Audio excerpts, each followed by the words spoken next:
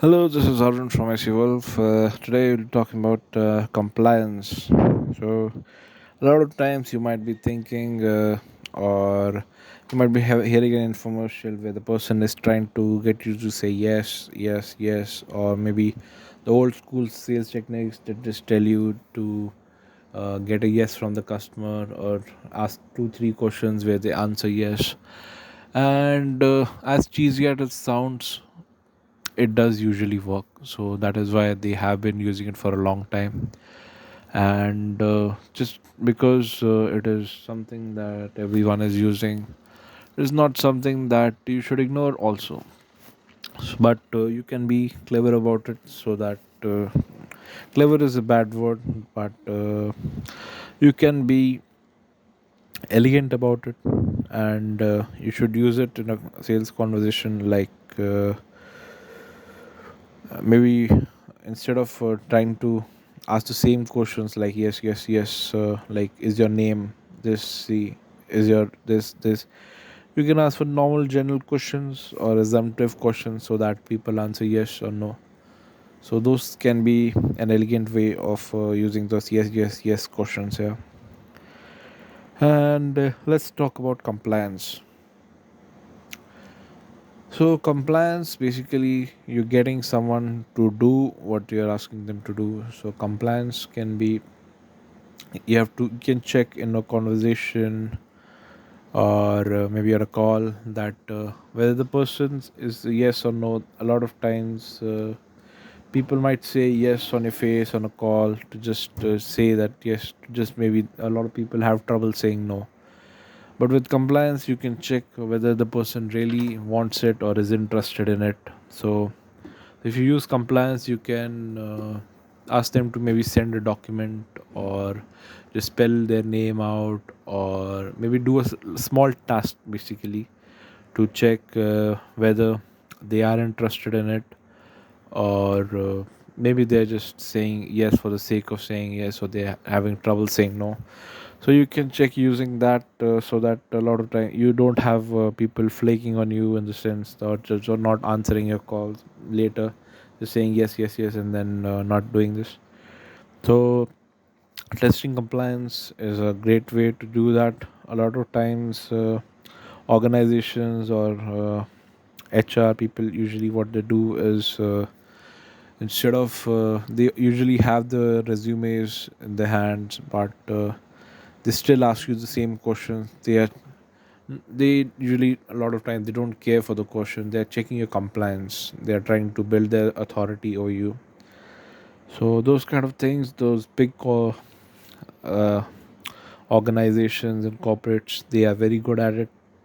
They are trying to get you to comply through a lot of things. They are trying to get you to, maybe basically what you say is bunch jumping through hoops, to say in the way.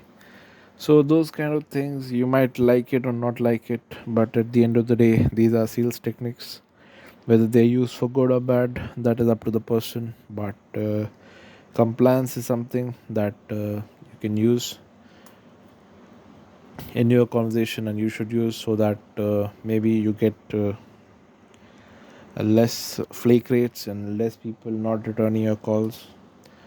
So your goal here, if you're not selling something, if you're not coming to the selling position yet, you're checking with the compliance. So a lot of times when people are cold calling, they're not directly asking for the sale on the call. They are checking for compliance by asking you to get on a meet, or on a phone, another phone call with them, or another phone call would not be so good if you're cold calling.